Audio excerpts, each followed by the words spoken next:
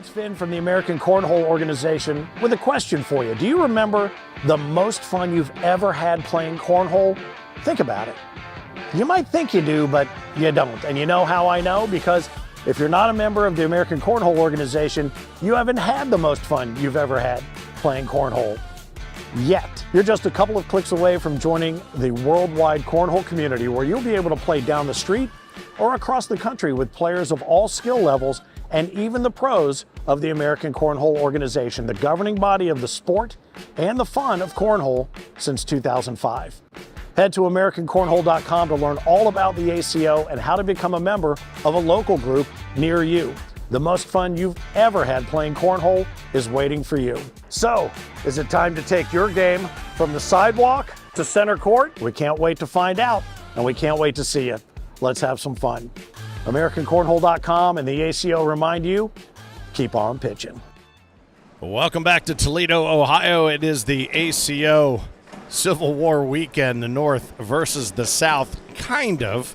But here at the Glass City Center at center court, Finn, the loudmouth for the ACO, side by side with Mad Maz, who has been joining me throughout the course of the afternoon. And I tell you, we're resetting the scene here because certainly we have things going on north up here in Toledo, south down in Mobile, Alabama. And we just want to kind of get back into the groove of center court right now. We see Steve Smith up 12-2 over Justin Doberson, and then quite a match we've got coming up next.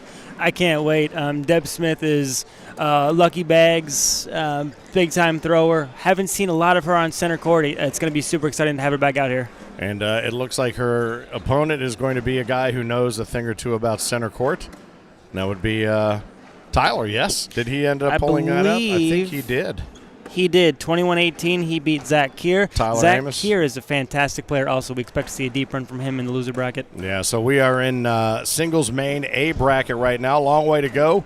Plenty of time to get there throughout the course of the evening. If you've got us up on the big screen, glad to have you along, whether it's YouTube or Facebook, the ACO Digital Network. And we will kind of catch up on the back end of this game and see what leads us down the pathway to a singles champion here in Toledo. Again, Deb Smith, the number 24 seed, coming into this bracket against Tyler Amos on deck. So that match has been held. Russell Tabers awaits the winner of David Riley and Johnny Lang. Looks like David took that one down. It'll be a Russell Tabers David Riley matchup. All right, very good. I need to refresh. I'm curious. Oh, there it is. It just refreshed. Very good. Demetrius Bell fell to Nicholas Close, 21-17. So he awaits the winner of Kennedy Meineke and Austin Douglas. Kennedy holds a 17-5 lead over Austin at the moment. Looking at the second side of the bracket, Bryce Jefferson just blanked Matt Grant 21-0. He plays Zach Avalon. That game is going on now in the auxiliary courts behind us.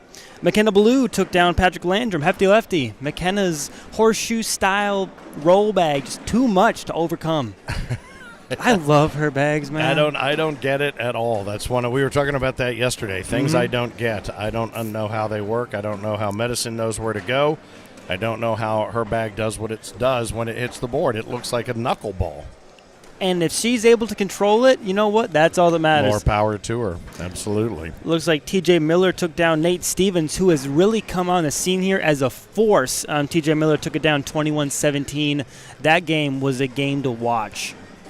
Yeah, and TJ Miller, Steve Smith coming off of their doubles win earlier today in the ACO Toledo World Doubles Championship. So congratulations to the two of them. Could they be heading for a face-to-face off?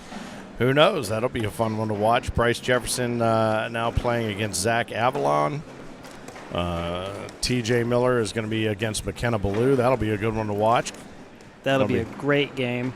Court 15. That's two completely different styles. I think he's, 2 feet taller than McKenna? At least. So he'll be coming at it literally and figuratively from a completely different angle. But we talk about this a lot, Maz, about just the different throwing styles, and hers being one of the most unique and the one that probably at face value resembles most cornhole players' toss. It's like you grip the bag, you just let it fly, it kind of knuckleballs, it flutters maybe a little bit, but it doesn't do a lot of movement.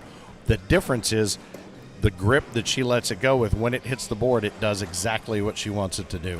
And she's very well, she's worked with it enough, very well able to roll over almost anything that's in her path. Yeah. We've seen a couple of her games on center court, especially in, I believe she took down Knoxville, I think. She took down Knoxville. Right. And she had to beat Isaac Hurd twice, and Isaac just couldn't figure out how to put a block on her because no matter where it is, level 1, level 2, level 3, she can kind of flop right over it. Yeah. Just that when she's able to kind of backload, I don't know if it's backload based on how she holds it, one side load the bag and then lets it go, it'll flop over everything. Right. And she went back-to-back, actually, Beloit, Wisconsin, and then also in Knoxville, Tennessee. But, and we've seen a few back-to-backs. Kim Dice has a couple of back-to-backs throughout the course of season 19, which we are putting the wraps on. Juana Karash has come in. Emma Jernigan won women's back in Tupelo, and she's just picked up another one in Mobile this weekend as well.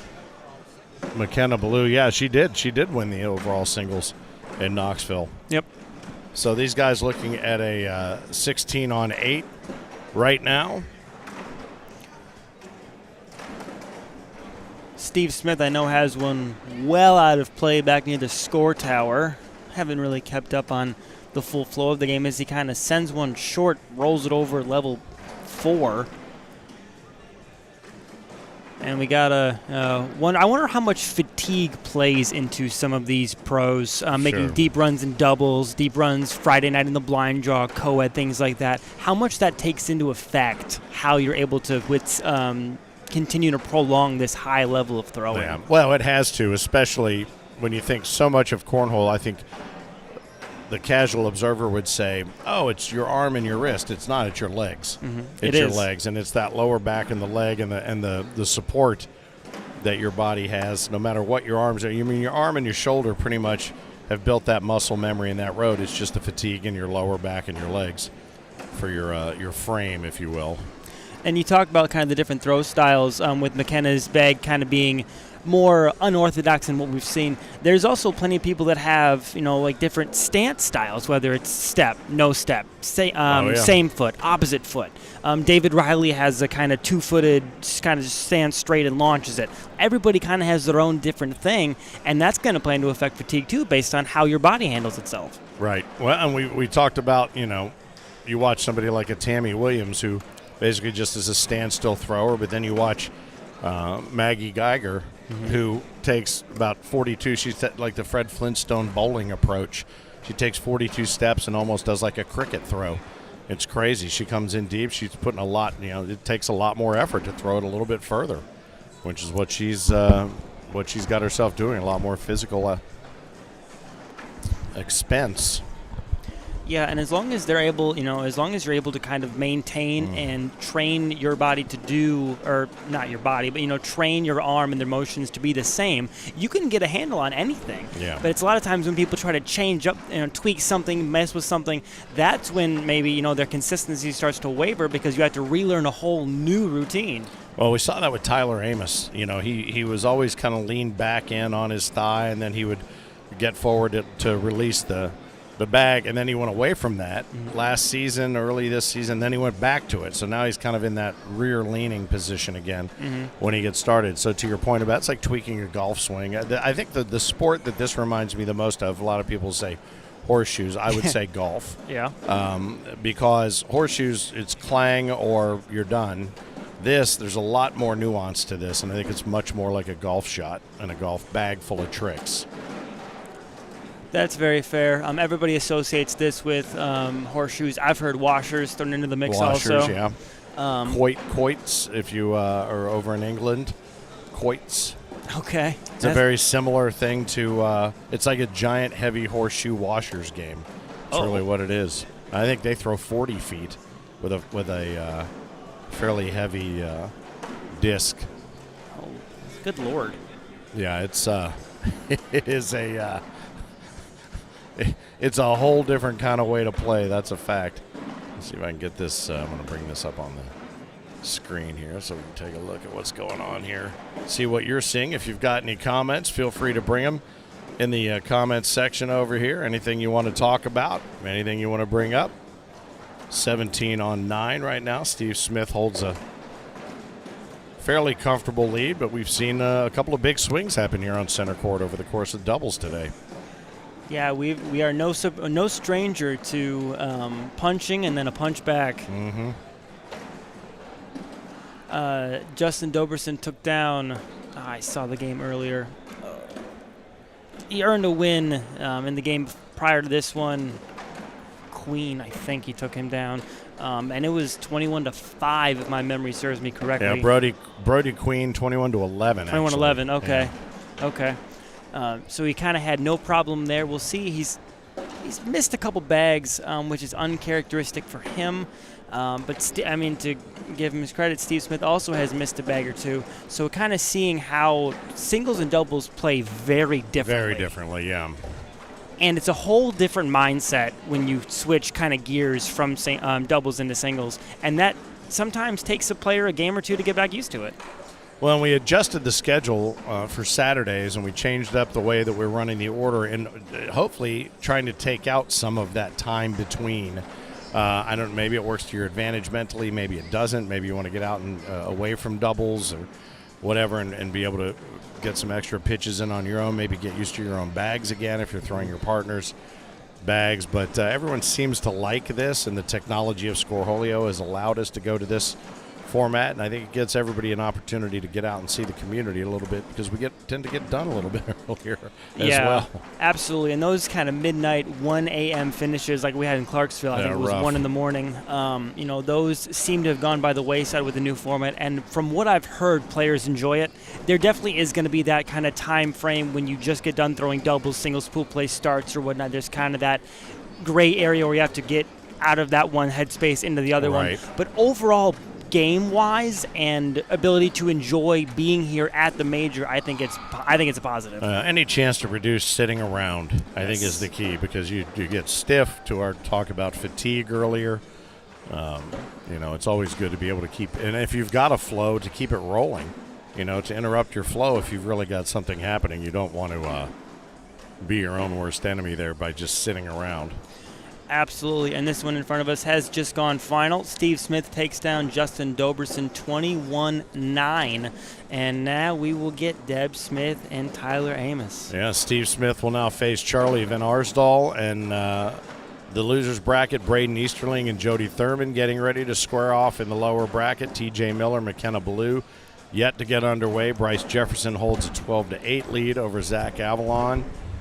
Nick Close awaits the winner of Kennedy Meineke, who's up 20-11 over Austin Douglas. Kennedy made a long run yesterday.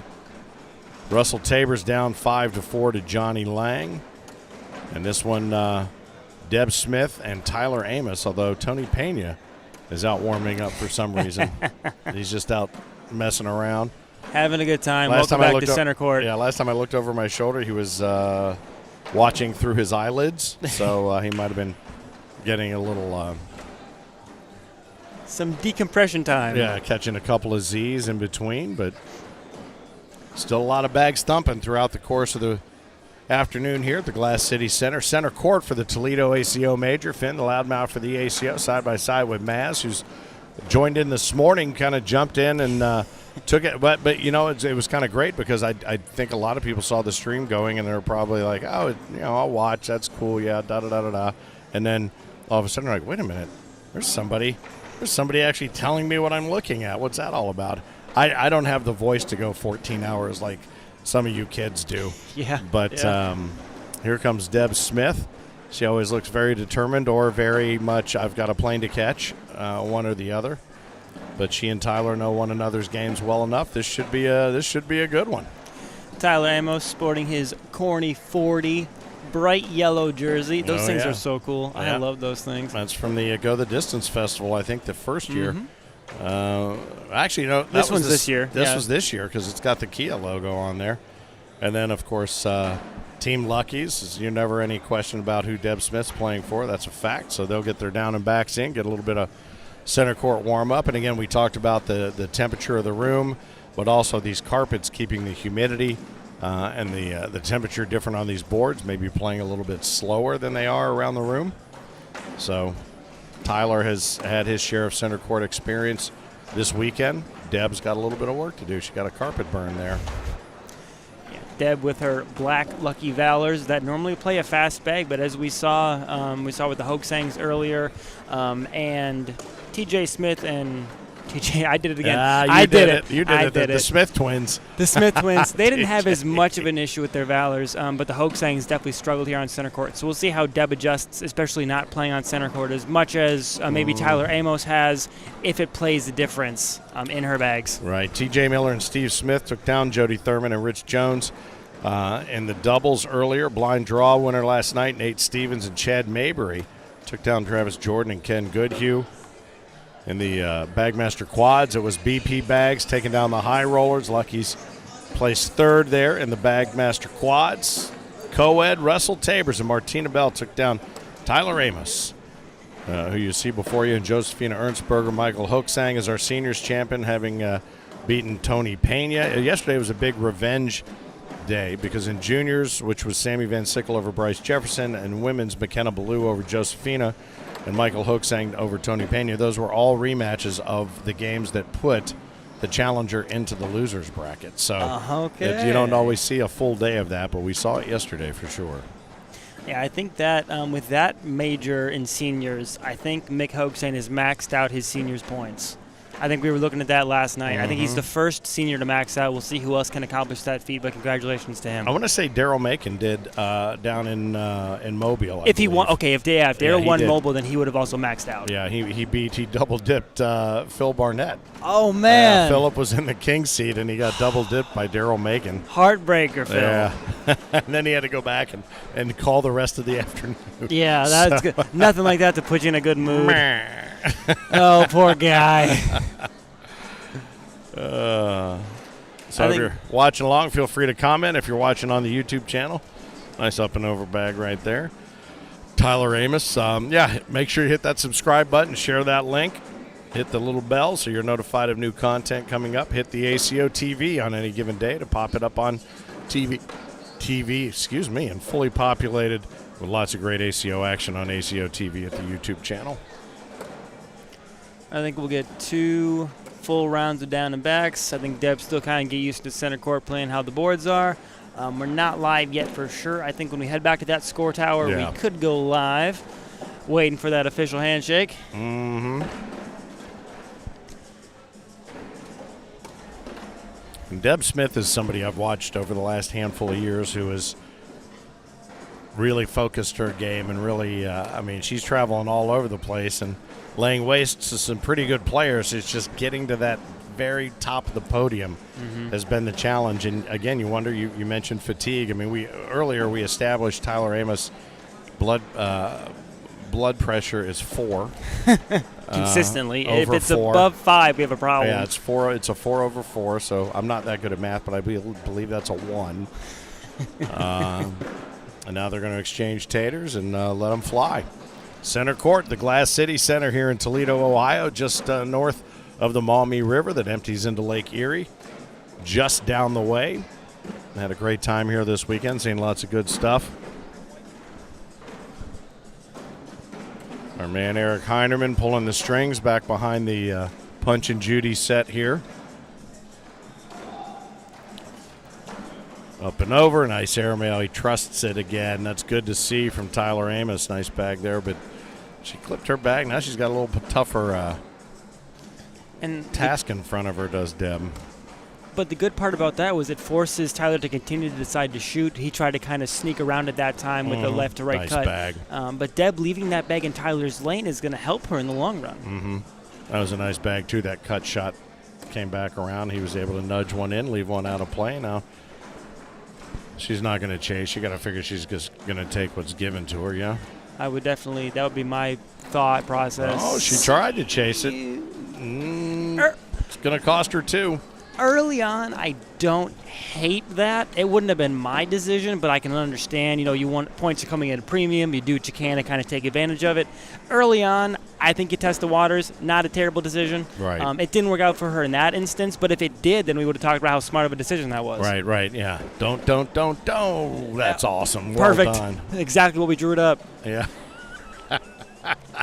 Textbook. Like that 3-pointer shot between the arc and the half-court line. Please. Oh, great great shot. Yep, I told him to do that. That's Yep. right. That's exactly what I told Yep, him. no, I totally understand that. And, so Deb kind of feeling out how the board's going to play or whatnot. I'll give her a pass there because I think that was, not a bad decision. It didn't work out, but I think during the long run, I think she'll be able to And kind it of. just cost her 2, so that's not so bad up front. Russell Tabers holds a 10-7 lead over John Lang on court 10. Bryce Jefferson took down Zach, as I mentioned, Zach Avalon, 21-10. T.J. Miller holds a, what's that? Bryce Jefferson game will be the next one up here on center court. T.J. Miller up over McKenna Ballou, 12-5 on court 15. And that's who we will get. The winner of that game plays Bryce Jefferson right here in front of us. Braden Easterling up 6-5 over Jody Thurman. Jody had a pretty consistent day in doubles, to be certain. Steve Smith, 10-0 over Charlie Van Arsdale. Sammy Van Sickle still waiting for the winner of Sean Scott and Carol Wozniak, battling 20-18 on court 12 right now. That was a 10-0 Carol Wozniak advantage when I first looked at the score. Yeah. But there we talk. There's another perfect example. It's 10-0, and all of a sudden it's 20-20. Mm-hmm. There's no easy runs in these venues. Oh, Philip and I talk about that all the time. It's never over until you've put that 21st or better point into Scoreholio. Very quiet, very methodical delivery by both of these players. Not a lot of showmanship necessarily. Certainly Deb didn't care for that one, but you'd never know it. Nice finish there by Tyler. Best she can hope to do is not that. That's going to be 12-6. Oof, ouch. So 2-0 becomes 8-0 very quickly. But again, we talked about this too. These boards playing a little bit slower, but the backside of these from just about the point of the star up yesterday and today struck me that was playing a little bit slicker on that part of the board. I don't even know how that's possible. Interesting. But it has been the case. See, it's all about that air current. Something like that. Maybe weather, I don't know. Maybe it's all the hot air coming off of this side of the court that's forcing it. It could be. We are at fault again. Getting up and under there with a little extra lift. And so a little bit of work to do there for Tyler. Got another one there that's Deborah does that she can possibly go in and grab. Yeah, that being a Valor, it's not out of play because it's so slick. So we'll see if she tries to bump it again. Give it a nice little nudge. She should be able to collect it. Tyler trying to touch as little of that bag as possible, and he did. Deb goes up. Short air, and it hangs. And it hung up. No. That's when you want to hop down there on a pogo stick. Can't believe it. And she had her fingers definitely splitting the center of that bag. She had her form that she was looking for. Just a little bit more than she had hoped. And Tyler's bag, which you made mention, he tried to go in there and not affect anything, just enough to hang it up. So a 10-0 deficit, but as we've seen all day, 10-0 deficits mean absolutely nothing. Mean nothing, right? Yeah, you're right. And there you have it. And Deb can capitalize if she can stay pure here, and she also puts it on that backside. A little grin. As if to say, oh. The most emotion she's shown all weekend. It is, yeah. A little grin right there. So will either one of them be able to draw their backstop back in? Tyler is absolutely able to do that. Right on cue. Yep. And then a little drip there in at 9-10 o'clock. And now you wonder if Deb's more hesitant based on, Nice. Okay, decision time. Yeah. He didn't seem to like it. I liked it. And it worked out exactly for him. Yeah, he didn't like it, but I'm like, I don't think that's so bad there, my friend. 12-8. Takes us to 14-0. And you saw that 2 rounds earlier when Deb's airmail kind of hung up. That was exactly the shot she wanted, and she hit it as she wanted it to. It just didn't fall, which is unlucky. But now, does that play a factor in maybe the tentativeness going forward, Right. especially on center court? You can't be. Like, It's all, yeah, it's got to be all or nothing. You've got to be willing to go in there and have at it. We talked about Tyler not trusting his airmail yesterday, and it took a while for it to unwind itself and for him to have the faith in it, and seems like he's found that stride yet again. And he continues to kind of bump the pile. Both players have a bag in front of the hole there. Tyler's just fell. Deb's, I'm 90% sure is going to go. It's sitting partway and end. It just does. Yeah. But Tyler's still in a position to score here, as Deb has one on that 7 o'clock side that I don't think she'll be able to get unless Tyler hits it himself. It's out of play. Yeah, she's got one bag to make a decision. Oh, well. There we go. Yeah, I don't think decision's been made for her. Yeah, she don't have to worry about it. She can't chase, just take it. And she does. If she'd had 5 or 6 more bags to throw, that one would be in. We could have continued to kind of nudge it. Just keep nudging. Again, live from the Glass City Center Court, Toledo, Ohio. Glad to have you along for the ACO Civil War weekend, the North versus the South, as we battle from Toledo against Mobile, Alabama. Philip Barnett, the Mississippi Ninja. Stephanie Burgett calling the action throughout the course of the weekend from the Outlaw Center in Mobile, Alabama. Hopefully you've been able to watch a little bit of both or a whole lot of both. You never know who you might see on center court. In fact, we saw Philip Barnett on center court. Saw April Clemens pop up on center court a little bit earlier this morning, as a matter of fact, in doubles from the Outlaw Center. Both of us right here on our respective rivers, as a matter of fact.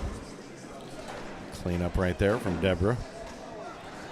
16-0, though. She's got quite a hill to climb, and when you're playing somebody who has ice water in their veins like Tyler typically does, that is a mighty ask.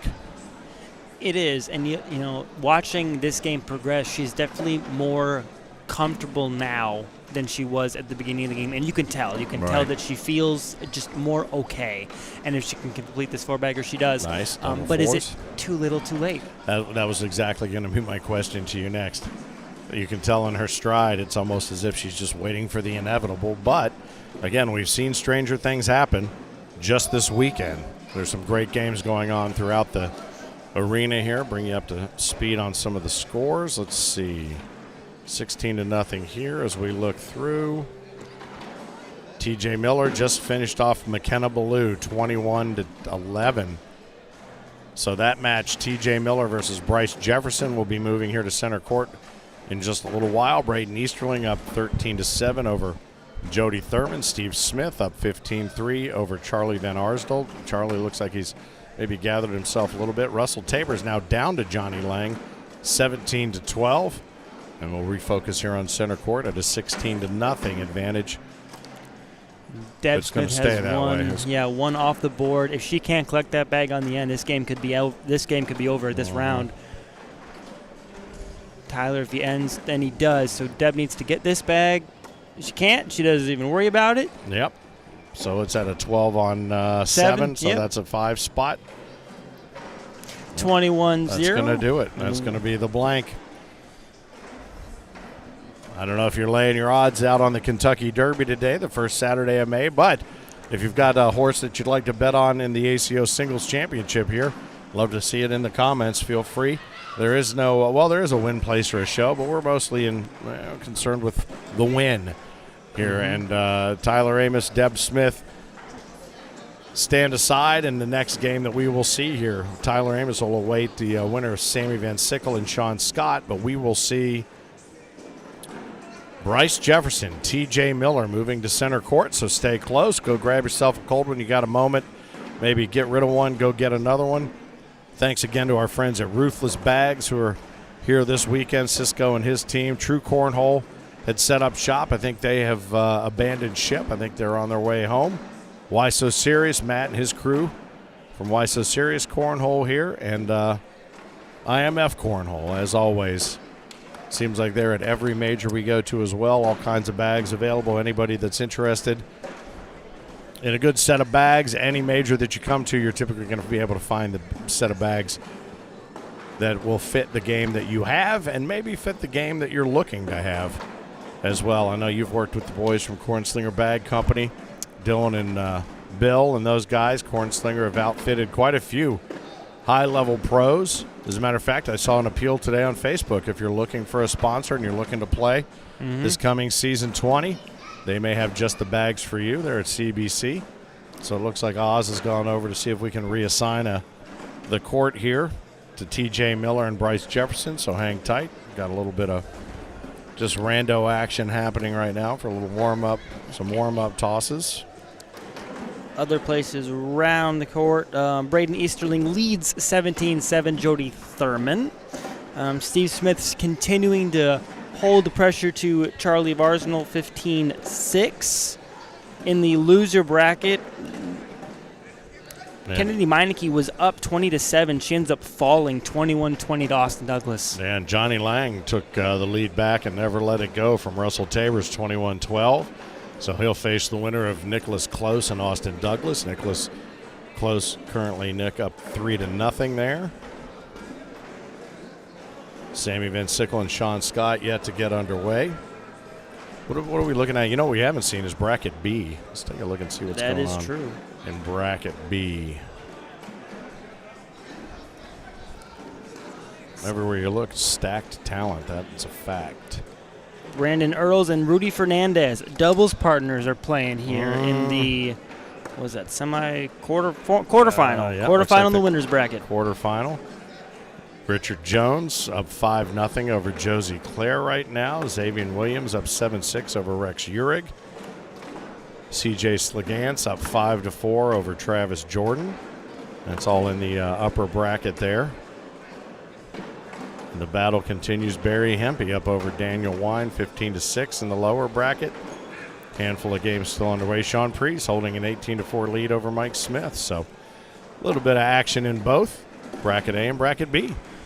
Bracket B is way farther along than we are in bracket A. Yeah.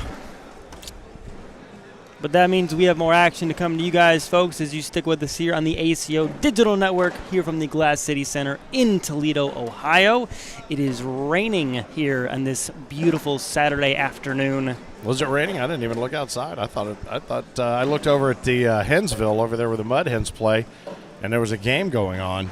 I think they have some high school baseball happening over in the park today. It was raining when I stepped outside last. Ah. We'll say that. Which was Thursday? Yeah. Yeah. We do have a tendency that is true. to get inside and set our roots down through concrete, but there's no guesswork as to where you are today with Glass City spelled in 20-foot letters all the way around us here in the arena as Bryce Jefferson and TJ Miller take their final warm-up tosses here. Maybe one more round to get reacclimated here to center court, which has been good to TJ Miller, one of the Smith twins. Only in Ohio. Yeah. We'll see if this one... Nice bag there, just messing around from Bryce. Nope, that was live. That was live. Taters have been exchanged, so that was a hell of a very casual throw that he pulled that airmail drag in there. I thought that was the last of that one set of warm-up tosses, but nope, a couple of double 12s, and we're off and running. Yeah, I saw somebody hit the start button, and Bryce still went after that bag, and for good reason. Now, Bryce and TJ kind of give me similar-ish play styles. Very aggressive, very want to go fast and not kind of take any time. Yeah. Throw, and it's consistent. It's 12s, it's 10s. They play a very similar style of game, and it's going to be interesting to see, as TJ's valor hangs up.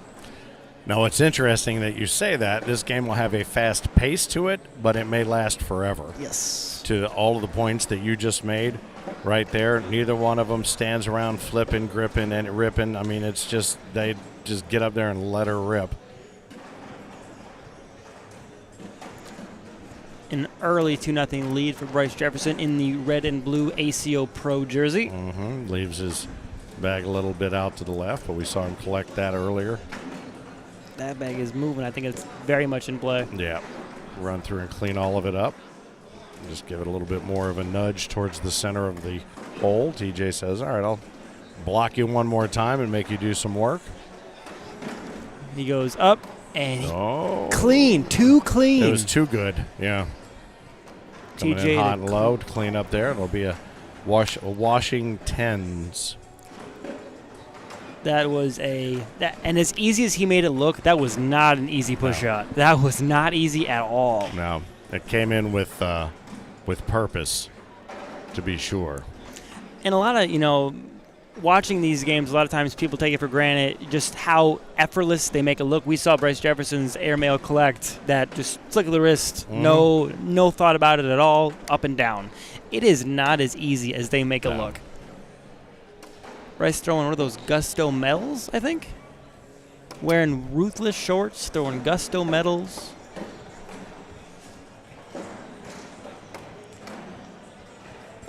Continues to kind of bump that bag, and he just can't get it. I just can't get it to drip in there. He looks like a human NASCAR. ACO logo, ruthless logo, Gusto. Love the sponsorship opportunities, though. Dig it. 2-2. Bryce Jefferson, T.J. Miller here on center court, Toledo, the Glass City Center. There's been a line at the bar since we got here this morning at about 8 a.m. And there will be until long after we're gone. So we know that it is an ACO tournament, to be sure.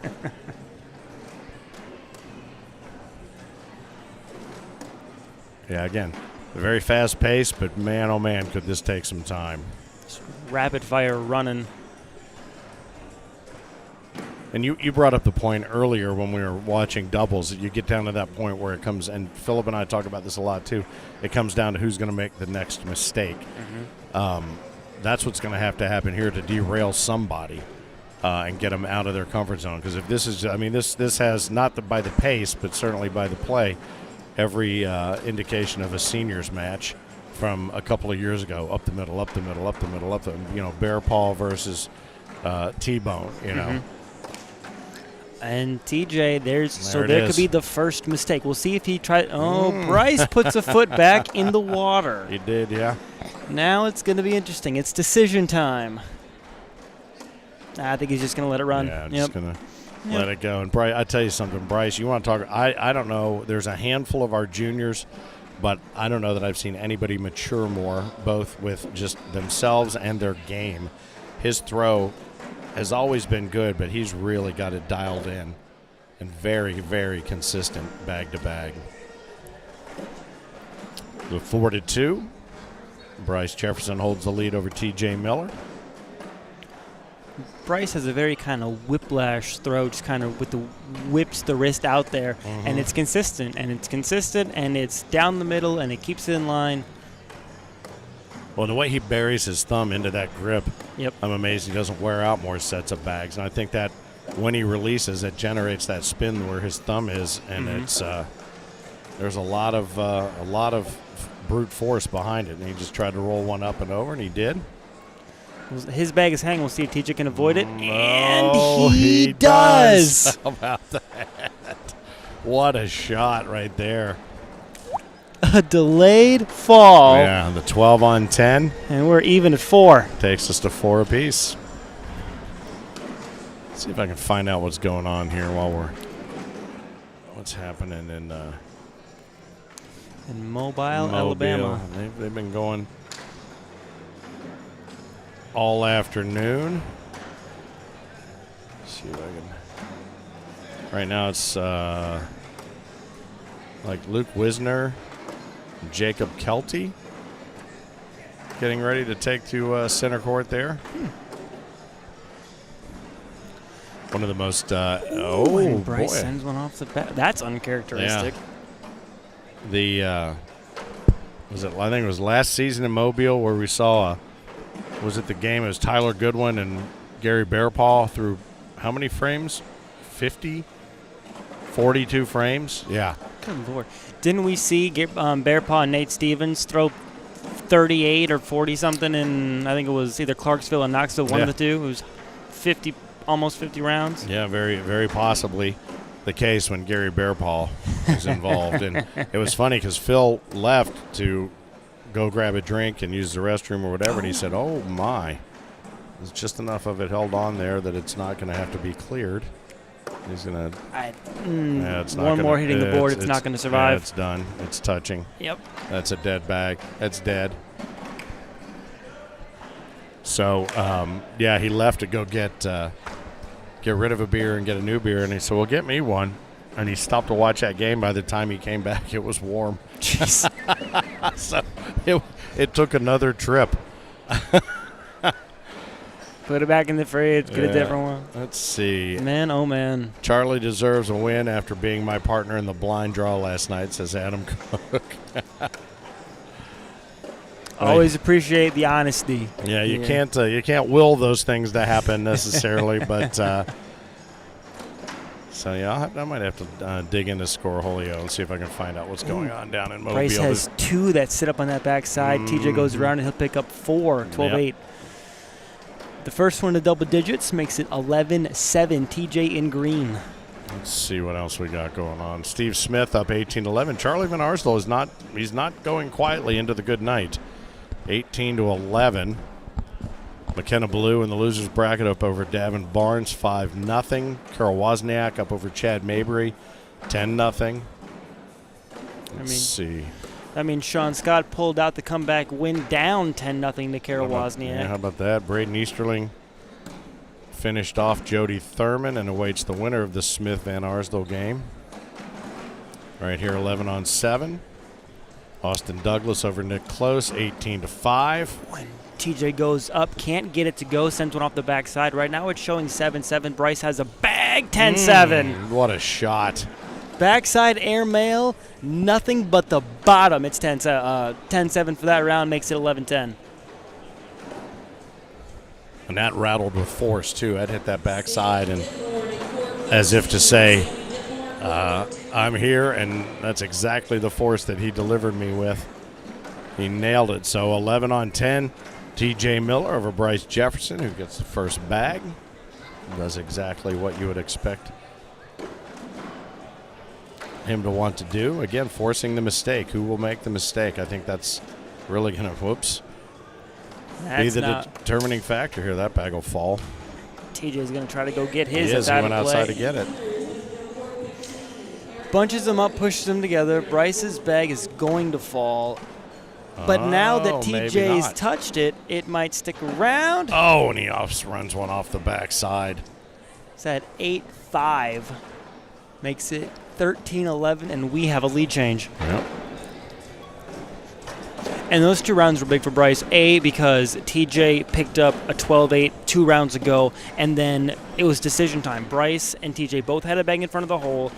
Bryce decided just go up, go over, and take your points, and he did, and he hit it. I think if he misses that shot, that last round doesn't happen because his confidence isn't exactly where it was after he drained that backside airmail. Right.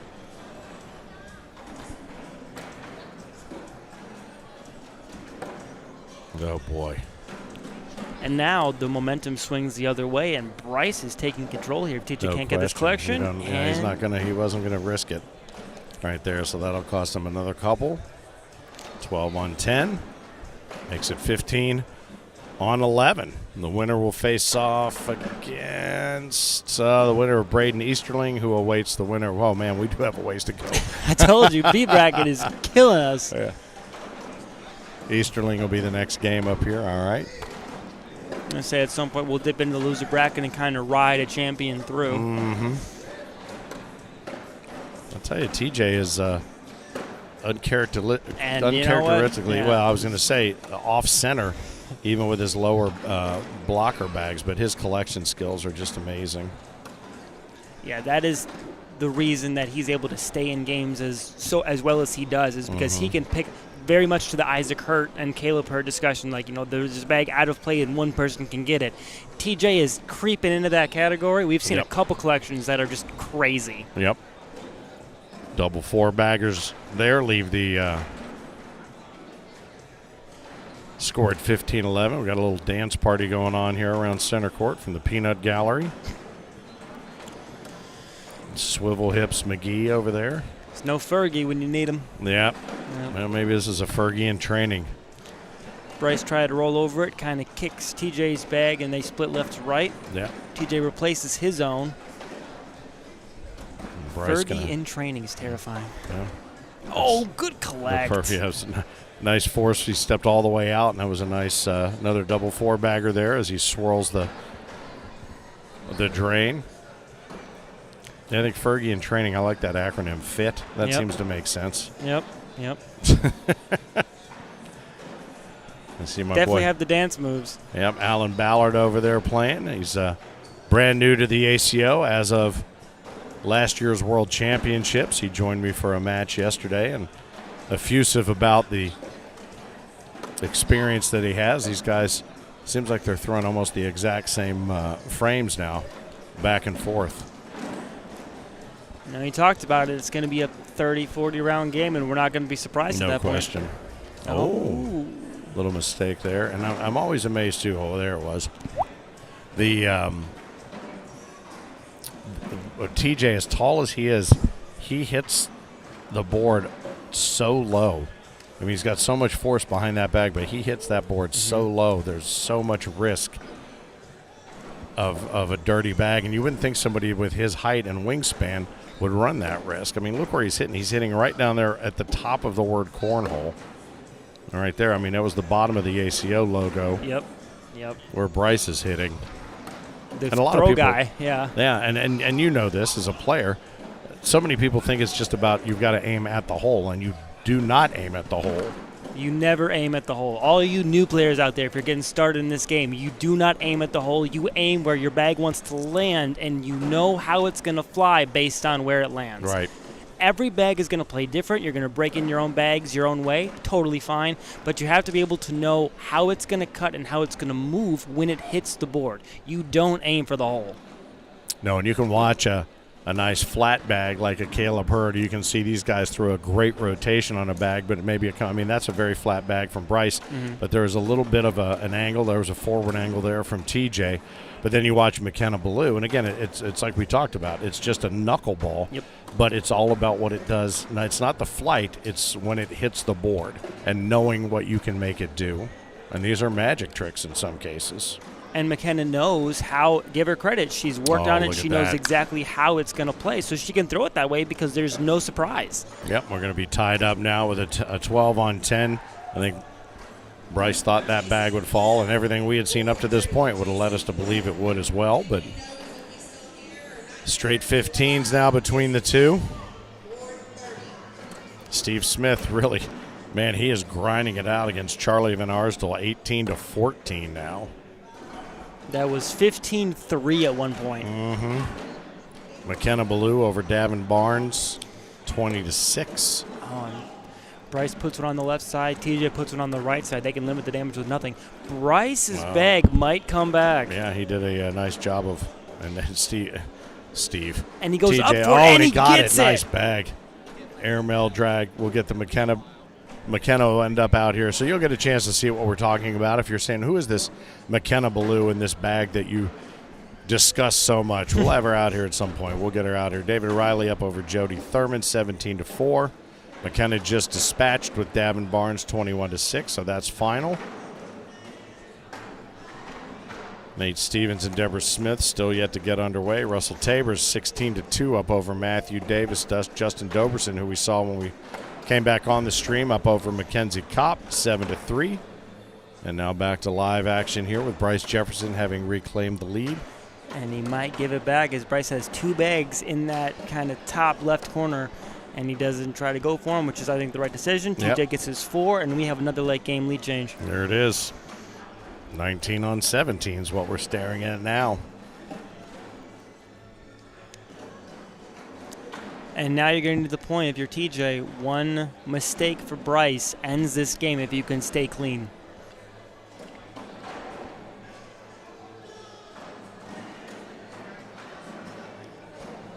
First bag away. Oh, boy. I thought I was going to sit on that back lip. I did.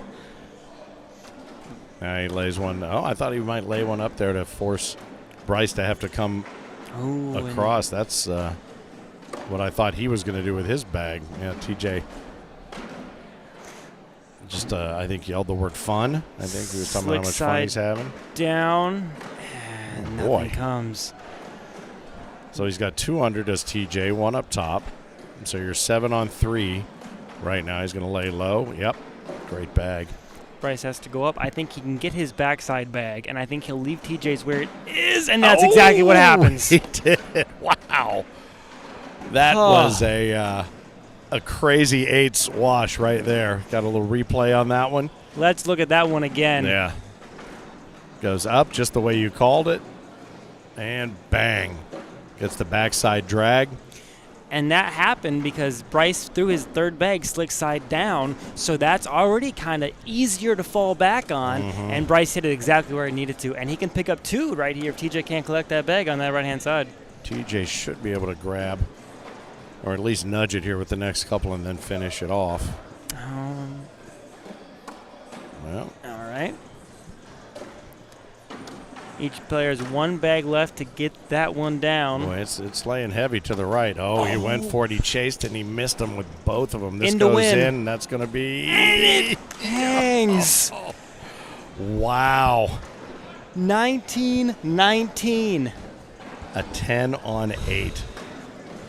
And you heard the applause coming from the head of the T.J. Miller fan club. That would be T.J. Miller himself. They're thinking, yeah, because you're right, in and it's over. Bryce with lead bag, assumedly the rest of the way. Very much in play for TJ's get game, and Bryce has one that might be out. Look at that. We'll see how far out there TJ is going to go get it. Do you leave it to the last one? Coming in hot. Yep, that's going to do it. He's got 1 bag left. He's got 1 to go get it. Bryce gets it for him. Clean it up as long as he puts it in. It's In the over, win. and he does it. How about that? T.J. Miller advances over Bryce Jefferson, 21-19. Now, Bryce Jefferson, what nobody wants to see, drops down into the losers bracket. It's like, oh, absolutely. Rats. So you want that kid to run in the winners bracket as long as you can if you're playing in this tournament. Yes, you do. So T.J. Miller advances in the bracket. He will face the winner of, well, we got a few minutes to go. Oh, we got a while. Yeah. Sammy Van Sickle down to Sean Scott, 15-12. Tyler Amos. Easterling Steve Smith will be our next center court game. Terrific. We stay up in the winners bracket as we'll let the losers bracket kind of progress forward. Yeah, make it. Let it make some moves. Austin Douglas took down Nick Close eventually, 21-16. Yes. Here comes Steve Smith and Braden Easterling.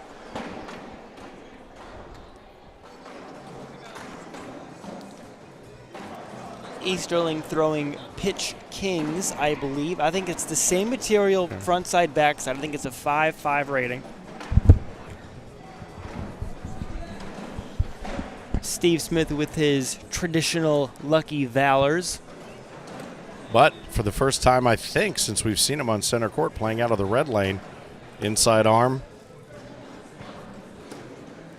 to get started. So, yep. I mean, certainly it'll be the outside arm when they go the other way. But, yeah, he had been playing out of the higher seed blue lane, but he comes in at the 11. Braden Easterling, the number 3. I couldn't quite figure out. Easterling's wearing his sunglasses back on his head. At one angle, I thought he had a man bun, and I'm like, what happened? Dude, what are you doing? Then I realized it was his sunglasses. Which is still an interesting look. Yeah. Although at one point, the way he plays so mechanically, I thought maybe it was his power pack was showing. Okay, That they had plugged him in. They forgot to hide the batteries.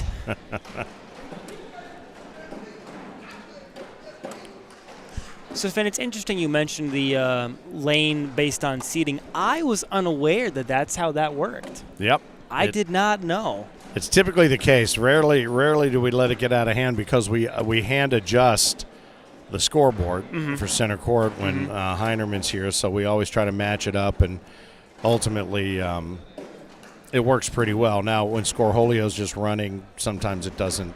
It doesn't follow suit. But for the most part, everybody knows who everybody is. It does get a little bit confusing, but we've always tried to make that blue lane for the higher seed, which to me, I still get weirded out by the higher seed being the lower number. That's always something about seeding that's always been funny to me. I would think the lower seed would be the lower number. Whatever. Yeah, the lower number. But But I guess then it wouldn't be as much fun to be number 1 in the world. That's true. That's a good point. It was the last shall be first, and the first shall be last. Yeah, because being ranked number 96 just doesn't seem as cool as being ranked number 1. I don't know. Correct. All right, they hit start on the scoreboard. We'll see if these bags are live. Steve has one around 2 o'clock that's out of play because it's across his lane. And Braden sends one to the back on his side. Mm-hmm. There is a lot of monkey see, monkey do that happens here. You might be in a total groove, and then your opponent boneheads one, and you tend to follow it and do the exact same thing. We talked about earlier in the doubles broadcast is kind of setting up that train on the left-hand side. That happens far more than you would expect. But this is professional cornhole, and that's kind of what happens. Yep. And what's crazy is everybody's good enough to get out of those situations, but it is amazing how many times, like you said, you want to go in and put your foot on the neck and snap, and you just can't. You could do it. You don't do it. Yep. And so, I don't know, but that's what makes it fun. That's why we're here. We're here to cover. Leaving points on the table is the largest thing a cornhole player has to be able to get through and get over and get past, and it happens to the best pros on any given day. It can happen to anybody. Braden throws his 5-5 bags very well, and you see them kind of pinched up in that hole. He's going to try to throw it hard. He really doesn't have a fast side per se, and he gets 1 to fall, pinches 2 on that back side. Steve can go in for 6 if he can collect his own bag in front. And he can't. He limits the damage to 4, 10, 6. Feel free to fire a comment in the comment section as you're watching. Again, it is Derby Day. If you've got a horse in this race you want to bet on, love to know who you think's going to take down the field here at the Toledo ACO Major. Or if you want to chime in on what's happening in Mobile, Alabama, you can also do that as well. Sorry, Forrest Gump has ruined the word Alabama for me. I just can't do it without doing that. Just like it ruined Sweet Home Alabama for Heinerman. He said, I can't hear that song without thinking of that stupid Forrest Gump dance. All right.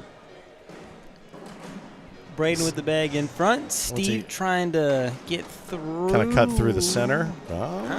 Might bring everything. Did him a favor. Everything should get cleaned up. Oh, look at that. Now he's got one more in the chamber, so good to go. Steve will stays away from it, which is good. Does a nice job. Yep, staying away. Oh, and Braden stays way away from it. He's going to give up 4. 12, 8, and like I said, that's those bags being a 5-5. There's no slick side. He's been throwing them very, very well. I think they won ACO doubles in Knoxville with Zach here.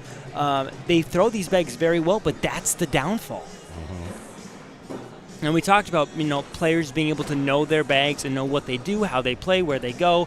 That's a big part. You can throw a slower bag if you're able to control it the right way.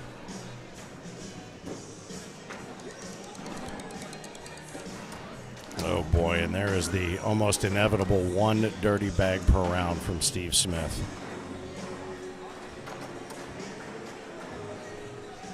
Or per match, I should say. I was going to say 1 round is a lot. Not per round. Yeah, per round, per match. And Braden can't capitalize. He will get 1. Take 1. But we just talked about leaving points on the table, and there's a prime example of it. So a 10 on 9 is going to at least crack that egg for Braden Easterling. The first one is definitely important, especially if you've kind of given up points in the beginning of the game and you're down. Getting that first one is such a weight off of your shoulders. Yeah. Lead bag comes back. You can kind of reset the tempo, play at your own pace.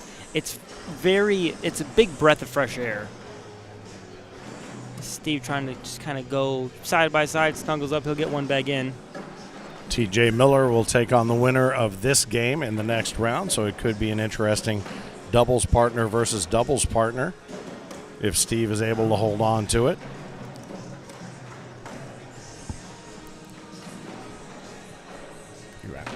All right. My man Alan Ballard checking out for the night. Well done.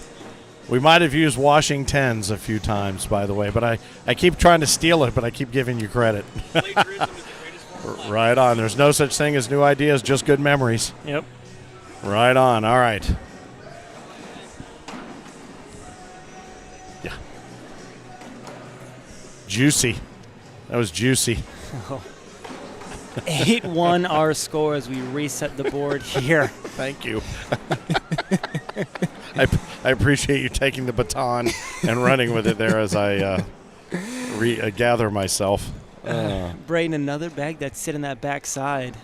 It's, that's kind of been what we've seen today. Steve Smith has been able to capitalize, and we'll see if he can pick up 2 more right here. Well, and you're right. When those lay flat, they lay flat. They do not have the give. It's not dripping, not at all. As juicy as you guys would like it. Mm-hmm. Makes it 10-1. So could we have a rematch here on center court? Well, not a rematch, an actual doubles partner versus doubles partner here coming up. We shall see. TJ Miller is up on center court against the winner of this game. Let's see what's going on in bracket B. Rudy Fernandez continues. Did he beat Brandon Earls? Moving forward. Let's see. Oh, I'm down there in the losers bracket there. Okay, so that means no. Yeah, so no. So Brandon Earls. Wait a minute. What am I looking at here? And Richard Jones in the semi, it looks like. Yeah. The winner's 19 semi. on 14, winners bracket semifinal. CJ Sligance up over Xavier Williams, 12-7. Braden goes for a big collect, kind of pinches. Pinched. Those, one of them, I don't know if they'll fall because they're so sticky. Oh, look at that. And they held up. That's a great bag by Steve Steve's Smith. bag, yeah. That is a great bag because that forces him to go at it, and he will, and he can't get his own bags. No, he That's drops 6 Steve's more. bag. He drops Steve's bag and it's an accordion pinch. Wow, a 12 on 6. And we could get a Smith Twins face-off. 5 points away. It's 16-1. Center court here in the Glass City Convention Center in Toledo, Ohio. Isaac Blazanka joined alongside by Finn the Loudmouth here on the ACO Digital Network. 16-1. Would you have ever thought that would be the case? But as humid as it's kind of getting on these boards, that doesn't surprise me. You think, that, Braden, pro player, but again, playing a slower bag has its risks, and this is a prime example of that kind of venue. It is. It's like he's throwing like raw cookie dough. It's like he's got that slime he used to make his kids. And Steve Smith kind of slips right around. There's a good push from Braden. Nice That's what we were used to seeing. We just haven't seen it all game. So Tyler Amos came off of his dispatching of Deborah Smith, 21-0, holds a 16-0 lead over Sean Scott right now, so he's working his way back. He'll face the winner of Johnny Lang, who's up 8-4 over Austin Douglas.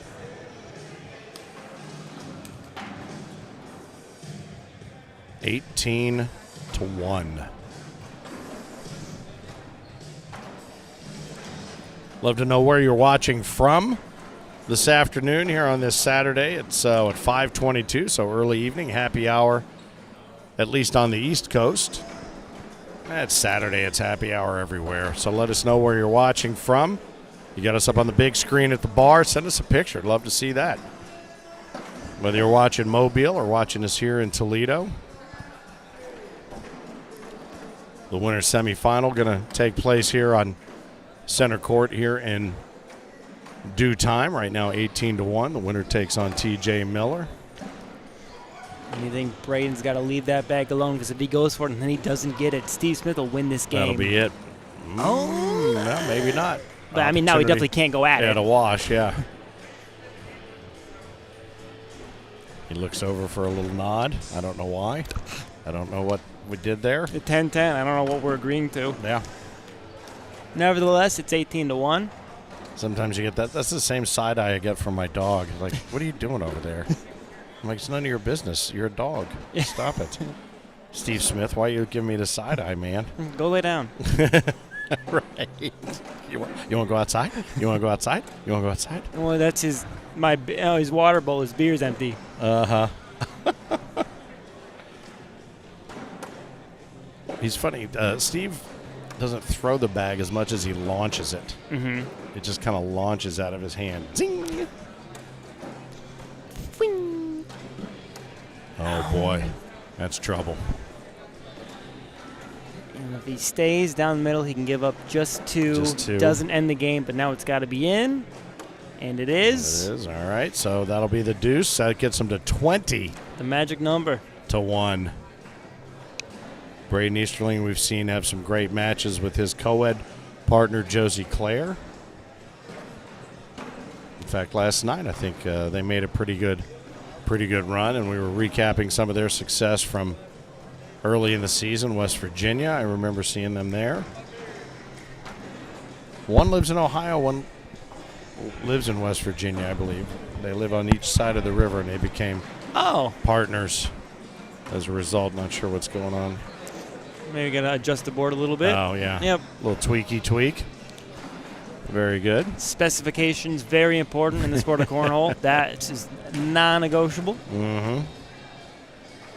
First bag out of the right paw of Steve Smith, right up the middle.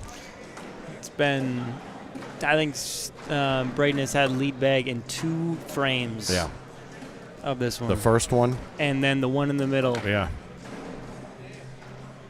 Nice drain there. He's got a nice spin on his bag. I mean, he still seems to have the strength behind it. Steve's, God, man, he is playing, thank God for gravity. Taking a minute. Yeah. You throw those fast bags, they're a lot more hole friendly. Yeah, it's Cisco Garza up here a little while ago from Ruthless Bags. There it is, another double 4-bagger. Nicely done. He was talking about, this was the year of the return of the carpet bag because there's so much technique that can be used for the roll bags and the cut shots and everything else. And we kind of called it last year. It seemed like more and more players were starting to reintroduce the carpet bags back into their game, but you really have to know what you're doing with those. You do, and I'm a fan of the carpet bags because it gives me, I'm a fan of the slower option. I think I throw a 6-8 carpet bag because you have more forgive if you miss left or right. Right. The best players don't miss left and right, but having that option to throw it slow or fast kind of gives you some more of a cushion per se. As Steve tried to go for the kill. Temptation Island, as Phil likes to call it. And he took the bait. Braden to roll over it, and he does. You think he's going to shoot it again? I think he's going to try again. I would. Going for the kill. Up and down. Up and down. Got it. There it is. Braden's got to push this bag in, or it is over. And he can't. It's over. All right. That's going to do it. 21-1. That's going to bring T.J. Miller to the court, and doubles partners will face off against one another to advance in the singles bracket, both throwing luckies. So so what do you expect to see on this one then, seeing them throw against each other as many times as you have? Well, TJ has the height advantage, so we think he's got a clearer view of the hole. But I don't know for sure. But the Smith twins will run it back. This time playing opposite one another versus in the same team. And it will be a good one. I'm not able to make a prediction yet. I kind of want to see the down and back first. But I would say TJ. You think? I think it's going to be 21-18 TJ. All right, fair enough. Well, we're about to see that match here on center court. That'll be the winners' semifinal here from the Glass City Center court in Toledo, Ohio, just a few miles down from the world-famous Toledo Zoo and Aquarium. Be coming back here in June to see a concert up at the Toledo Zoo, actually. Looking forward to it. I went out this morning to check it out, only a few miles from here. Nice compact downtown area where you can get around and walk to a lot of cool places. And it is. You mentioned the Mud Hens ball field. Mud Hens over at Hensville, yeah. Went down to Tony Paco's, as I made mention of. Mm-hmm. Had one of their hot dogs. I mean, being from Cincinnati and having Skyline, we look at a chili dog a different way. But the Tony Paco's was quite good. And they do sell. Last night, somebody was saying that the Tony Paco's sauce is the chili sauce that they put on top. And I swear to God, there was some relish or something. And they do. They sell relishes and peppers and pickles and things like that. So I was right, even though I was wrong. It wasn't on the hot dog or on the sausage. It's like a kind of crazy sausage. I know we should probably be back to talking about the game here on center court. They're in their warm-up phase. as we get the Smith twins, Steve Smith, TJ Miller. We saw them take down World Doubles hours ago. Yep. Now they play the role of foe. TJ Miller in the blue lane in the pink shorts. Steve Smith in the red lane in the green shorts. TJ in the number 10 seed spot. Steve Smith all the way down to 11. So, yeah. Man, they are really neck and neck. Michael Hoaxang and Carol Wozniak going to be facing off here in the losers bracket momentarily. McKenna Ballou has advanced in the losers bracket. I expected that maybe she would already be in the works, but there's a little bit of work to do there to get it going. Demetrius Bell and Charlie Van Arstel getting ready to get started. Dave Wozniak 17-14 over Sammy Van Sickle. And again, as you run through the losers bracket, you're looking ahead and you're like, oh, there's Bryce Jefferson. Not again. Yeah. Well, and it's like one of those times where, we talk about the Hurts, the number of times they've had to battle back through a loser's bracket, and everybody wants them, I think, to just burn through the winner's bracket and just go get that king seat so I don't have to deal with you to try to get back to the final myself. Because it's even scarier when you're sitting king seat and the Hurts come up. Oh, Lord, it's inevitable. You know what's going to happen. We've seen Caleb Hurt double dip, 2 or 3 tournaments now? Oh, yeah. I think it was ACO Atlantic City when he double dipped Brandon Earls handily twice. Yeah. And we've seen some great stuff, too, with the Pro Series. And while these guys, I don't know if they I think this one's knuckles, live. So this is live.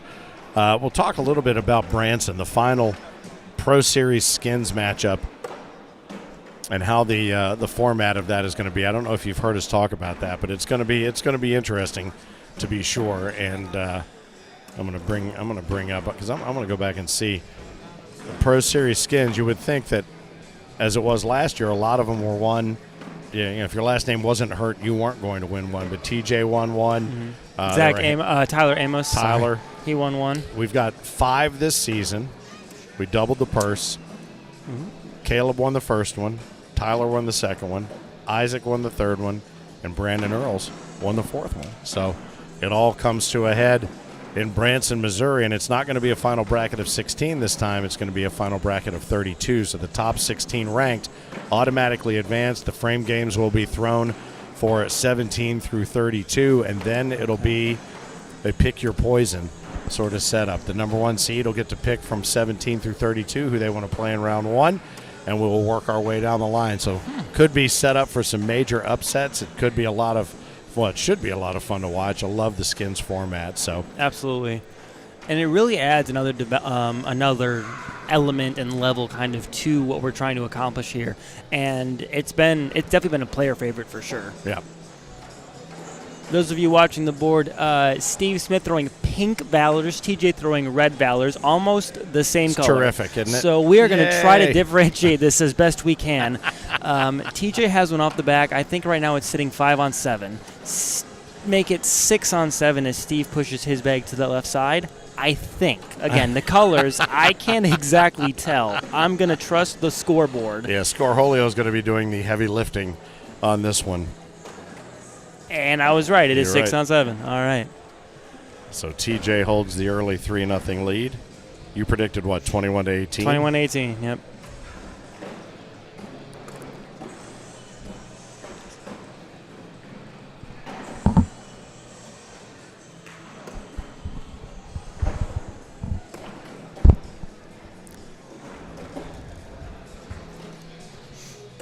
See Steve Smith continue to kind of run down the middle. TJ doing exactly the same thing. After a 9-7 the first round and a 6-7 the second round, we are back to a double 4-bagger.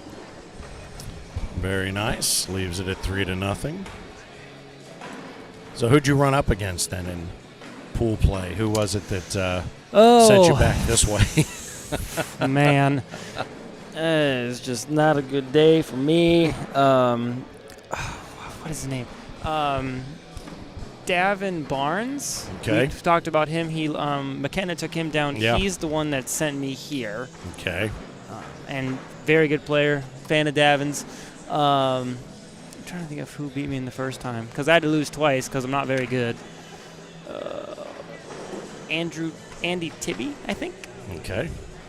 Well, Tyler Amos and Austin Douglas are set to square off here in just a couple of moments as we continue taking a look at this match here. TJ Miller and Steve Smith, who just took down doubles together as a team, as you said, a couple of hours ago. Charlie Case from Lucky's very happy to see that and also see the two of them shoulder to shoulder competing here now. Probably would rather see it in the winter final, but Certainly. we'll take this one also. But And doesn't mean it couldn't happen. Steve goes Rolls up, one off the can't backside. get Oh, it. look at that brute force! What a That's a man's throw, Finn. That is a man's throw. Did he throw it overhand? I don't know how he had enough strength to get it through there. Man, he's a softball pitcher. I don't understand. I guess so. He almost dunked it. So I don't even know what I'm looking at right now. Red, Okay. pink. I don't see the bag on the floor. I can't tell what color it is. The one on the floor is Steve's. Okay, so it's 10-7. red. Okay. Yeah, 10 on 7, yeah. Well, no, I thought Steve was pink. Steve is pink. TJ's red. But the bag on the floor looked red, but it was a pink red. one. Oh. I thought I saw him bounce that off to the right side. Yeah, I'll so be honest with Steve you. shot and missed, but it was a Maybe- pink bag. But what's that? Yeah, what's it? What? Wait, well, at least somebody is. We got to figure it out, Frank. Yeah, what is going on? Okay, so Steve I think is circle throwing the pink bags and square bags from now on. You have to pick circle or square. Or like red and blue. Match the no. lanes or something. Trust me, something's coming along those lines, my friend. Because this is redonkulous. I don't even know. I can't even tell the difference between pink and red at this point. Steve needs to pull his bag in on the left-hand side. It's in play. He has to pull it into wash. Right now it's sitting 10-5. Yeah. Well, he can use TJ's bag to He can as a bumper it. bumper. Oh, he almost did it. Almost did it. Again, He I'd pushed pogo, it. I'd pogo stick my way down there to see if he could get this concrete Get to move that just a thing little to bit. fall. Yep. That was a hell of an effort, though, because he Yep. knew exactly what he needed to do, and he hit it just in the right spot. And yeah, those devastating parts when you hit the bag and it moves, just not enough. It just can't move it enough. So the irony is, earlier we were talking about the color palette that Charlie Case and Lucky's use, and for some reason, this is what we're looking at right They now. throw Are the you kidding same me? color bags. Yeah, they have 83,000 color combinations to use, and here we are. Yep, red But and pink. I ain't bitching. I got the best seats. Well, second best seats in the house. We like to think that you have the best seats in the house. If you're watching along at home, again, let us know where you're watching from, whether you're watching here in Toledo at the Glass City Center or down at the Outlaw Convention Center in Mobile, Alabama, with Philip Barnett, the Mississippi Ninja, leading the charge in the ACO Civil War weekend for the South. As the damn Yankees up here try to hold down the fort. Another man bag right there, one off the backside. So is that bag in the hole pink or red? Yes. Finn? Yeah, okay, that's what I thought. You are correct. All right, cool. That's what I thought. Let's see. He does go at it. Oh, and he leaves it lay. I think that's another 10-7. So who's this going to cost? Well, TJ's off the back. Yeah, I think it's going to cost TJ 3 points. I think it's 10-7. And based on the numbers, it is 10-7. Yeah, All 10-7, right. so 3 to Steve. Okay, so it was Steve's bag because he went at it super aggressively, and he just couldn't get his bag in hand to fall. It hung up on that rim, which you don't see a lot from the Valors, but on a sticky board like these are, we've seen it all day. All right, so the seal is broken. Steve gets on the board. Well, I would tell you, the fill that allows them to be so hole-friendly, if you will, when they gather together with that same fill, they lock. I mean, they tend to lock. And so they will stick to sticky boards, but also bags that will interconnect and stay stuck to one another. And with them both throwing the same style of bag, which you don't see a lot. TJ to cut over it, and Nice that's cut. a beautiful It's a bag. great shot. 12 on 10. Lead bag right back in hand. So that puts TJ up 10-3. Frank's no longer listening in. We appreciate the support, big guy. Yeah, he must have either loved or hated what he was hearing because he's done. Yeah. Mike Hoaxang up 10-6 over Carol Wozniak. Charlie Van Arsdale 10-6 up over Demetrius Bell. You can usually tell where Demetrius is in the room. He's one of the louder. He's right to our right, just a few courts down. We'll probably hear him at some point. Yeah. Steve has one hanging backside, very much in play. He's not going to go up at it yet. It's going to kind of push everything out, and he pulls TJ's in with him. Oh, and there it is. There it is. That's what I'm afraid is going to happen every time he lets the bag go. Look at that, up and over. Now he goes Nice. up and down. Okay, Out. now how aggressive are we going to? Okay, he's not even going to worry Just gonna about lay it. it low. Oh, my God. He almost trampolined himself right off. Yeah, that's not what I was expecting at all. I thought he was going to short airmail directly, and he tried to short airmail, but it ended exactly where his bags look at always that. end. Yeah. That's a nice bag there. It was like a fake airmail. Yeah. You know? I'm just going to go and let it bounce in. So 12 on 8. That's going to be a 4 spot. 10-7, I think. Yeah, that'll take us to 10-7. You mentioned TJ's first hit angle, Yeah. and right above the American, right around that American cornhole on the very bottom of the boards. And he tried, so it looks like he tried to make that adjustment, throw kind of a short airmail to glide it in, but that short airmail landed exactly where his bag always lands. Right.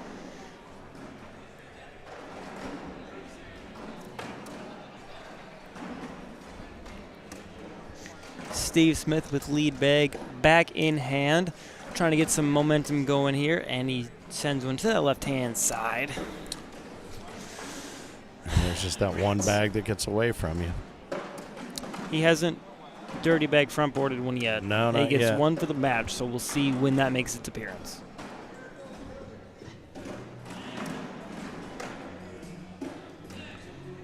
Oh, God.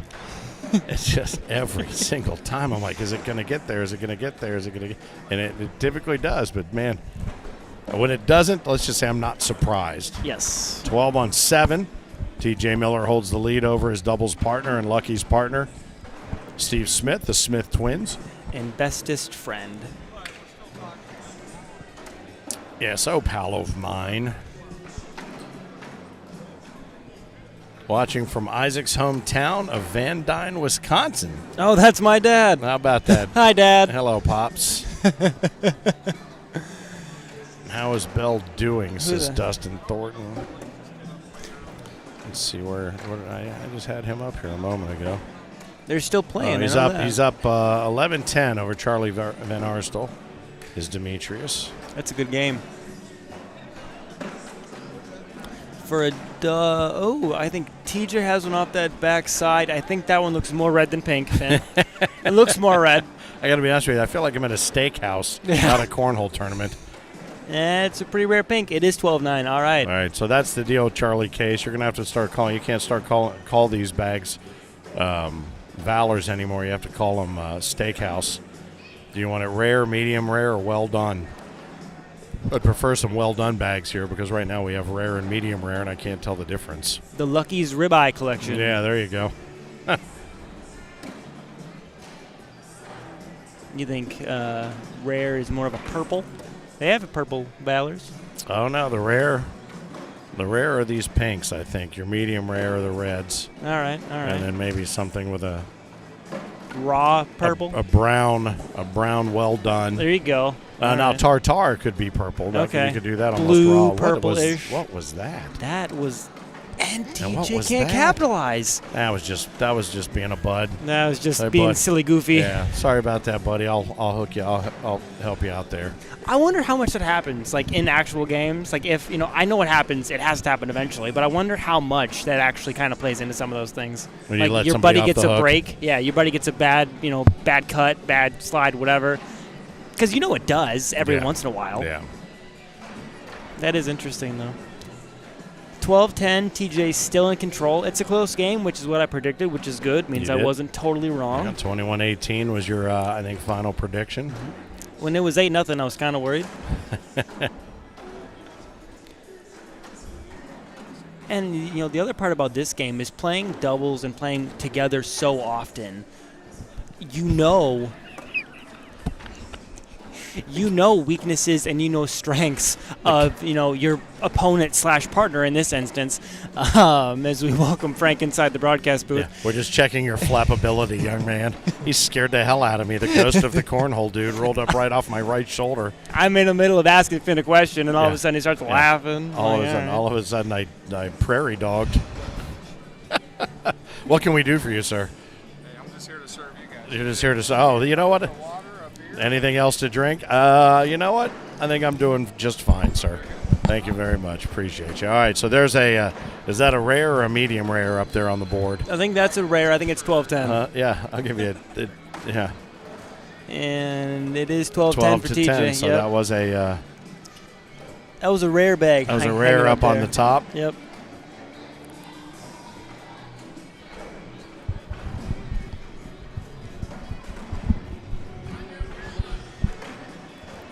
$14-10. TJ still holds the lead. Steve being able to keep it close. Like you said, weathered that first punch, 8-0. Brought it back, 8-7, 10-7. Sticking around. Two players that play each other and play together all the time. No strengths, no weaknesses. Yep. Very well versed in this one.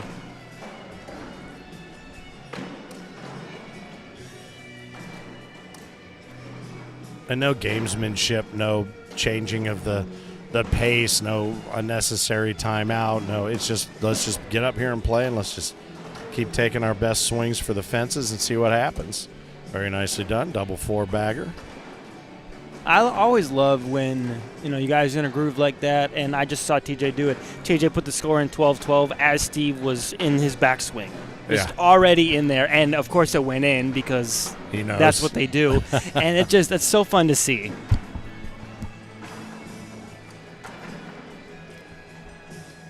As we work our way through the winner's bracket, and we'll pick up the loser's bracket at some point. We see people kind of trickle through here from the Glass City Center in Toledo, Ohio. This format definitely does help with kind of pacing and...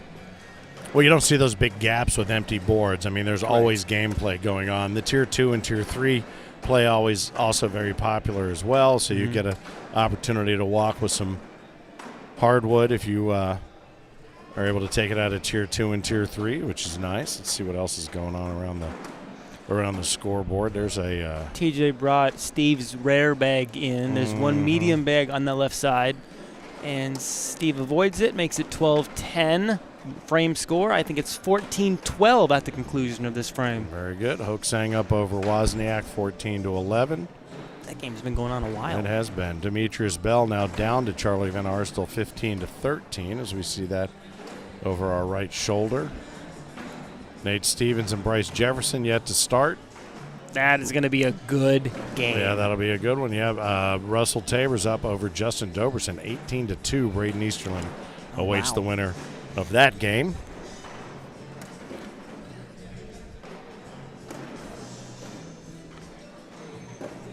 Sort of feel like we're just hanging out in their backyard.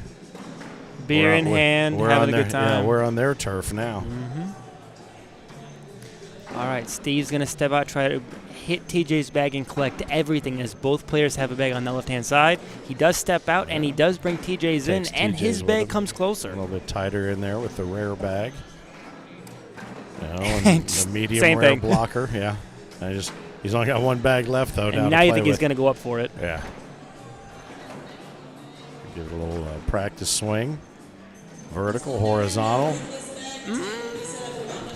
That's not a bad bag. TJ can either roll, TJ can try to push through it, but then you might bring one of Steve's bags with you. Right now it's sitting 8-7. Oh, and he shoots and it it ends off the back 8-7. side.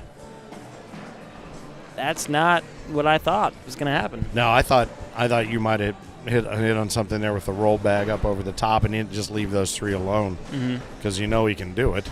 It's definitely in his wheelhouse, and he's in doubles. He hit plenty of them. Yeah. And he tried to go hard, which I understand. He has that man's throw. Try to go hard and down the middle, and just kind of send it left. Nevertheless, Steve picks up one and has lead bag, 14-13.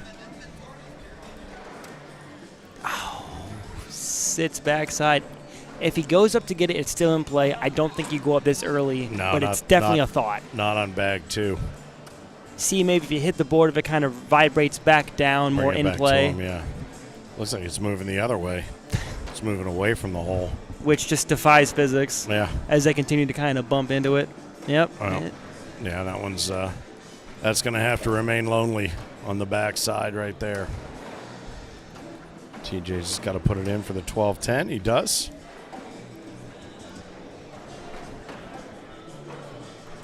Starting to see our bag manufacturing partners are breaking down to head out of town. Ruthless Bags still set up. I think Why So Serious Cornhole still set up. True Cornhole was here earlier. Hit the bricks. IMF still set up, but starting to wind some things down here, and we'll have our final bracketing set up for you here. We have an A bracket and a B bracket here in Toledo, so we'll have a means of getting to our final bracket, if you will, and be very interesting to see who makes it. The overall playoff champion. I see Russell Tabers over there.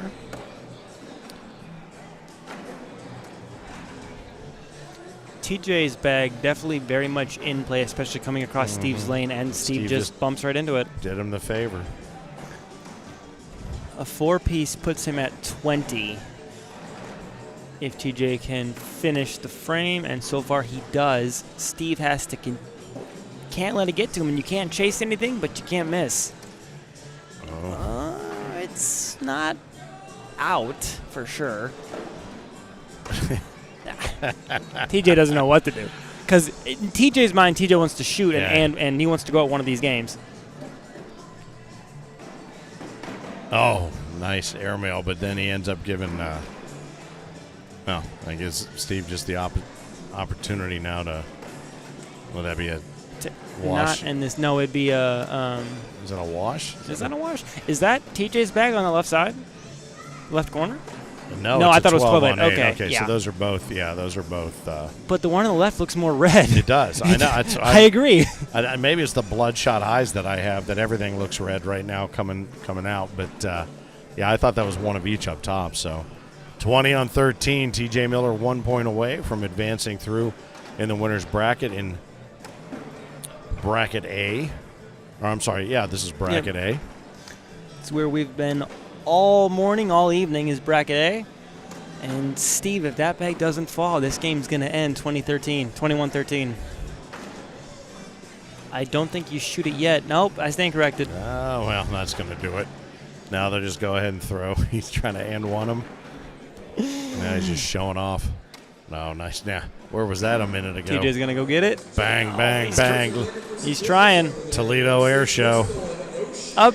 Bang and off. All right, so that's going to do it. TJ Miller will advance over Steve Smith. Let's see, who will he face off against? It will be the winner of Tyler Amos, Austin Douglas, so that'll be a good one as we work our way toward the championship slot out of bracket A. Let's see what else is going on. Take a commercial break after this upcoming game. Demetrius Bell down 19-17 to Charlie Van Arsdale right now. Nate Stevens up 6-0 over Bryce Jefferson. Russell Tabers 19-14 over Justin Doberson. We can see that right over here over our right shoulder. Let's see what's going on in bracket B. Brandon Earls took down Richard Jones 21-14. Wow. CJ Slegance took down Brandon Earls 21-0. So he is holding the championship seat. Wow. In bracket B. 21-0. I have never seen Brandon Earls get blanked, ever. That's incredible. CJ Slegance must be on one. Yeah. Good Lord. All right, let's see. Martina Belt up over Rex Urig, 6-2. Let's see what else we got. What else can I find? Charlie Case and Travis Jordan yet to get underway. Wow. 21-0. That I still can't get over that. That's insane. And Slegance, I mean, he beat Xavier Williams 21-7.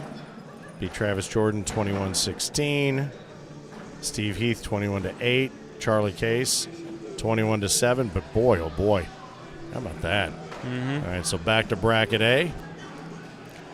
Let's see what we're looking at next here.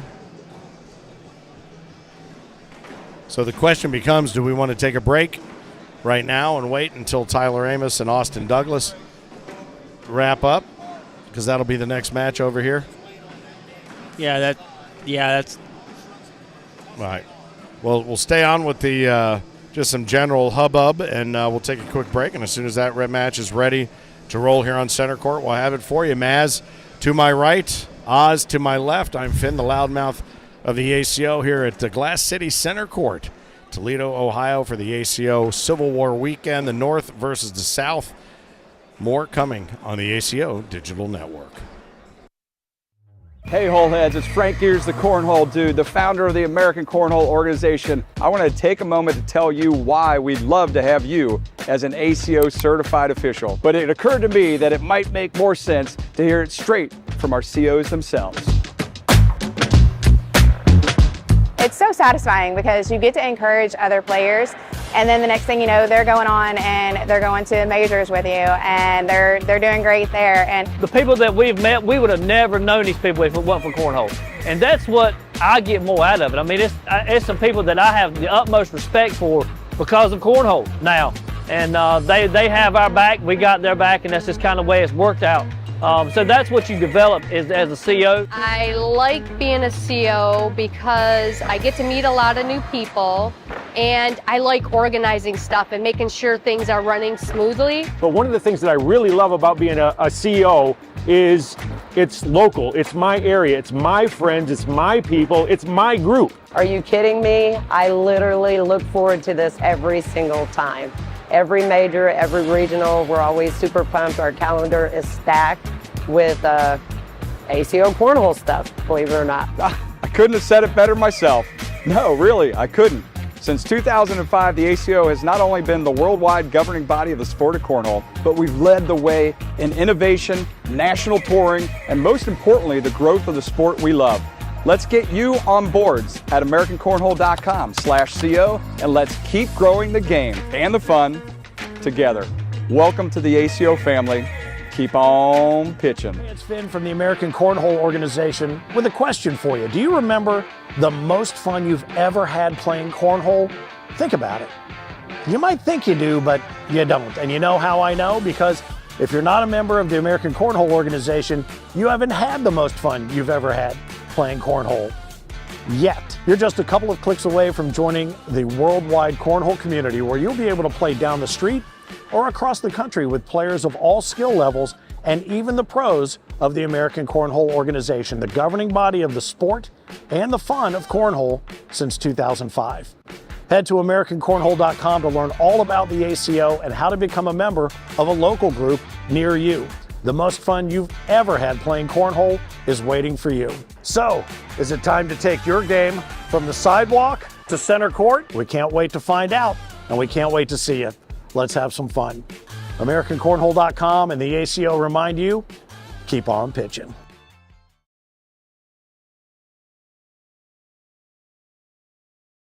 When was the last time you looked forward to a family reunion? Yeah, that's kind of what we thought. How'd you like to be part of an ACO family reunion? Because the American Cornhole organization is always looking to add new names and new games and more smiling faces to the family, and you and your friends and neighbors are exactly who we have in mind. Become an ACO member now, and you'll find players, tournaments, and more in and around your area. All ages and all skill levels are welcome. Join the ACO to play and party with the pros and the entire ACO family. Go to AmericanCornhole.com/membership, and remember, everyone can play, and the minute you sign up and start playing with ACO, you've already won. The American Cornhole organization, keep on pitching.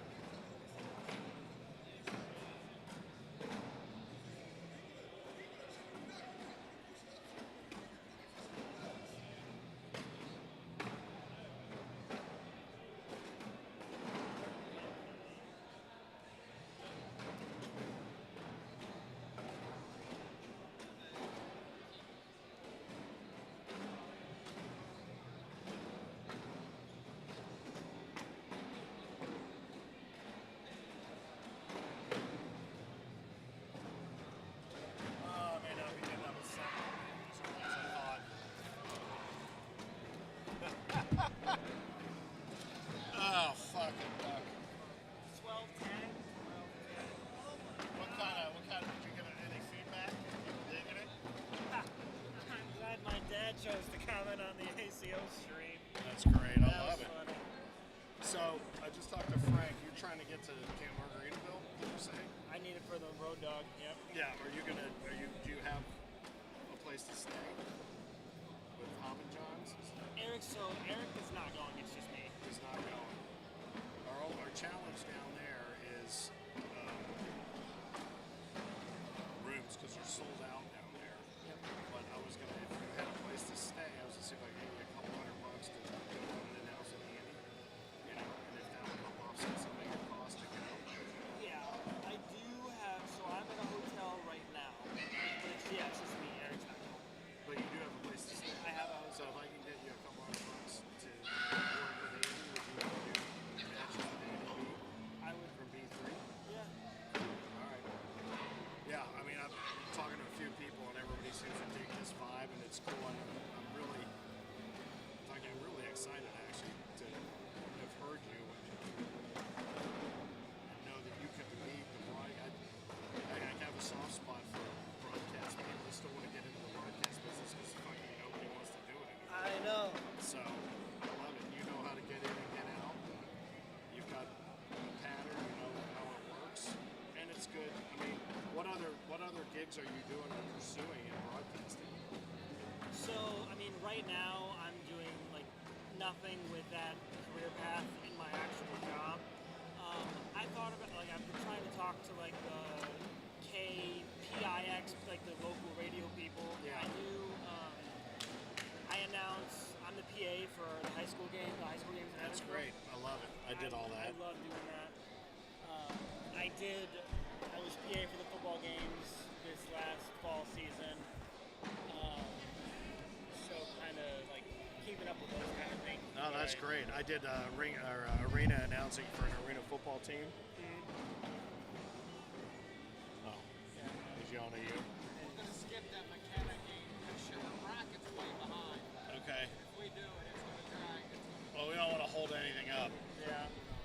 We'll see if we can happen to catch her once this game ends, if she's in a place when we can pull the game over, but... Hopefully she keeps winning. Yeah.